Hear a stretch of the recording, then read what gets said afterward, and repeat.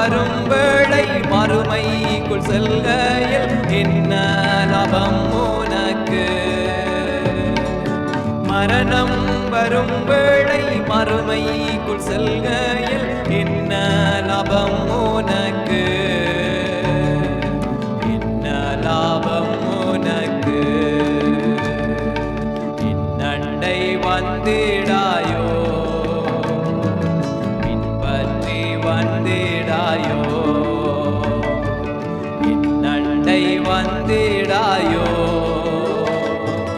பின்பற்றி வந்திடாயோ.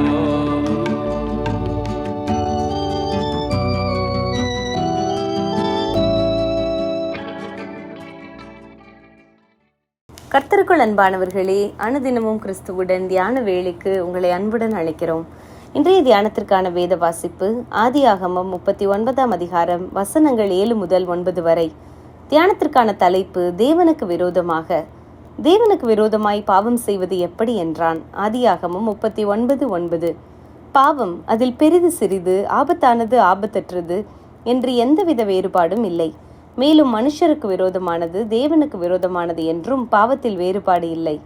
யாரும் காணவில்லை என்று நாம் ஒளிப்பிடங்களில் எதை செய்தாலும் ஏன் மனதில் நினைத்தாலும் கூட தேவனுடைய கண்களுக்கு எதுவும் மறைவானது அல்ல. தேவனுடைய சாயலில் படைக்கப்பட்ட மனிதன் செய்கின்ற ஒவ்வொரு பாவமும் தேவனுக்கு விரோதமானது. மாத்திரமல்ல, அவன் செய்கின்ற ஒவ்வொன்றிற்கும் நினைக்கின்றவற்றிற்கும் மனிதனுக்கல்ல தேவனுக்கே கணக்கு ஒப்புவிக்க வேண்டும் என்பதுதான் சத்தியம். யோசேப்பு இளைஞன் என்றோ, தான் ஒருவரின் மனைவி என்றோ, தனது செயல்கள் தன் கணவனையும் பாதிக்கும் என்றோ நினையாமல் யோசேப்பின் சௌந்தரியத்திலும் அழகிலும் இச்சையான பார்வையை செலுத்தினாள் போத்திபாரின் மனைவி.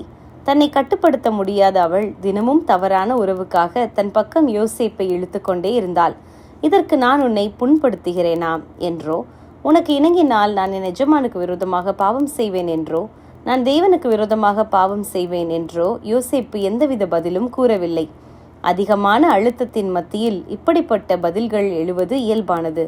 ஆனால் யோசேப்பின் பதில் தெளிவாக இருந்தது. இந்த வீட்டில் எல்லா பொறுப்பையும் என் ஆண்டவன் என்னிடத்தில் தந்திருக்கிறார். ஆனால் நீ அவர் மனைவி.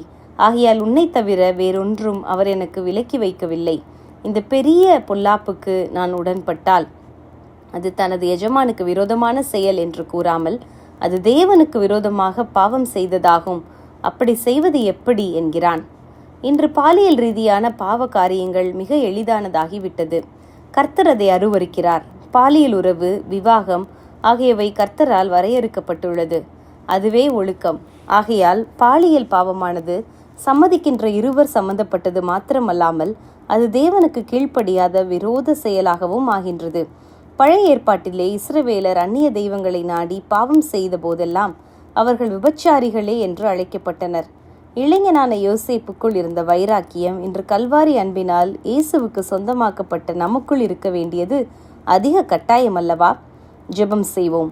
எங்கள் நினைவுகளை தூரத்திலிருந்து அறிகிற கர்த்தாவே, சிந்தையில் எழுகிற எந்த ஒரு சிறிய பாவமும் தேவனுக்கு விரோதமான பாவம் என அறிந்து ஜாக்கிரதையோடு இருக்க எங்களுக்கு உதவும். ஆமேன்.